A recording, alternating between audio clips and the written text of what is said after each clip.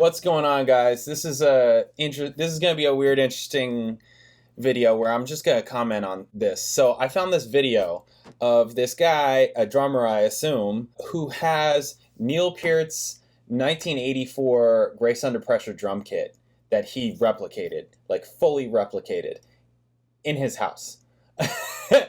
And he's got, this is in his Rush room, right? I don't know if guys have seen this video on YouTube, but I'm seeing it right now, and that's what we're going to check out. I'm just going to talk a bit over it. It's probably not going to be that long a video, but I just saw it. I was like, oh my Lord.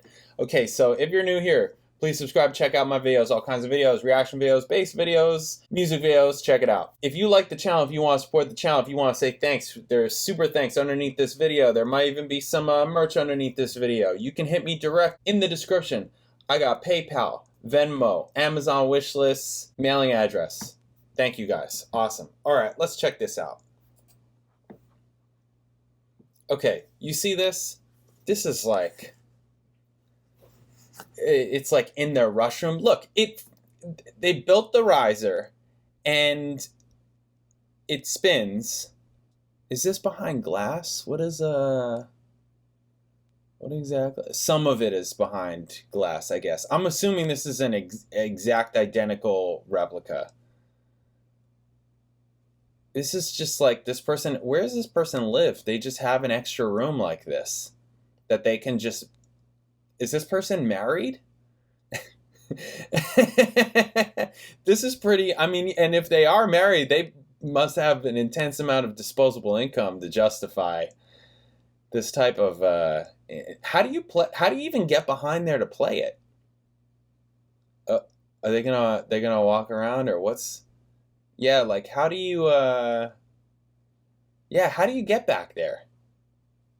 They have to like airlift you in. It's pretty incredible. I like the red heads. That's cool. Yeah, the red set, that does look good. Very cool. Very cool.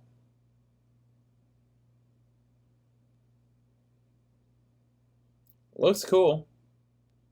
Nice. I'm not, you guys know I'm a bass player. I'm not even a drum. I like drums though. I like drums and drummers, I should say. They're definitely my favorite, probably more than bass actually. Yeah, the drummer is the most important person in the band.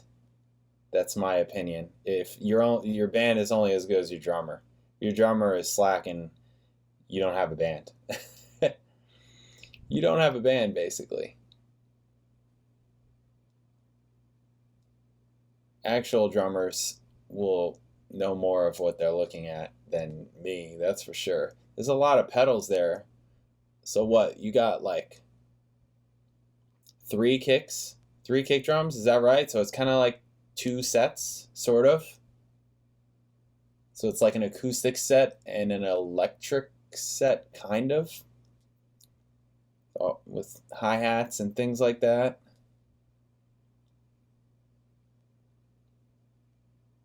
I mean, it's impressive. It is. I mean, it's a lot.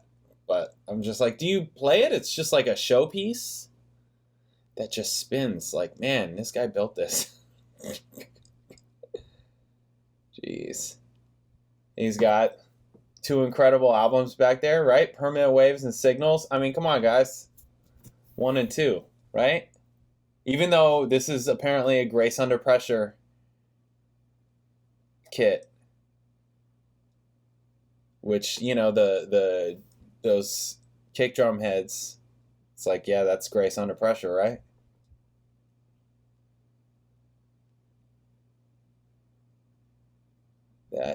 That's like a smaller, I didn't notice if it's a smaller kick. It looks smaller, but I don't, just made me think of it just now, looking at that one. I'm like, is that one smaller? Kind of looks it.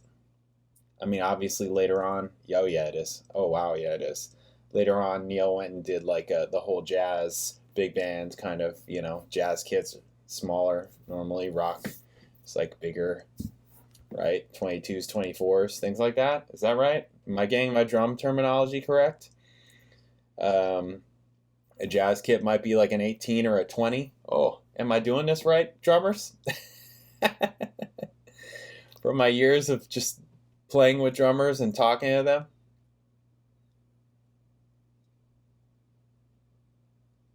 Cool. All right. Yeah, I'm going to stop the video because this is enough for me.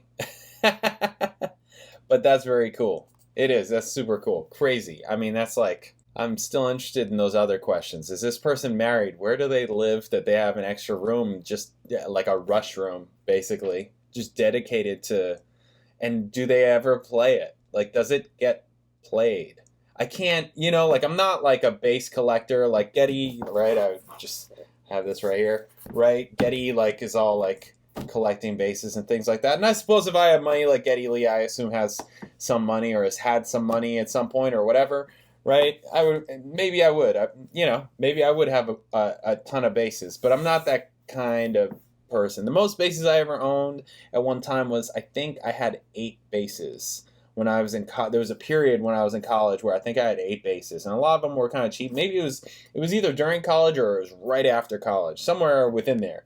I had 8 basses, and that was the most. And right now I have 4. I got one pretty recently, like this year, because I wanted a really light bass, I wanted like an ultra light bass. That's the white bass that I have. It's a Hofner, and it's super light. It's like 5.5 pounds. That's because I play a lot of gigs. I'm older, probably not as old as some of you people, but you know, like, I've been doing this for a long time and my back is not getting any better. So it's like, all right, let me get something light so that I can use it on, you know, gigs where this is just a gig. It's not, I don't need to, you know, I'm not here to impress anybody in that kind of way. I'm just, you know, we're just doing this gig right here. I can get by with this instrument, right? So I got that pretty recently, and then the other most recent bass that I got the black bass, the Fender Aerodyne, which is also pretty light, actually. That one is like 8 pounds, maybe, something like that. 8 pounds, 7, 8, in that ballpark. That's a really good bass. I got that in 2017, I think, and then I got this one in 2002 or 2003. 2002, I think. And then I got this one in 2005. And that's it. I don't have any others. This one doesn't even get played that often, like, at all. Like, super rarely nowadays. Super rarely. Because it's a 5-string. It depends on the gig. I play things based on the gig. It's like, okay, this gig, and most gigs you can get by on a 4-string. Right? So most of the time I was playing this thing.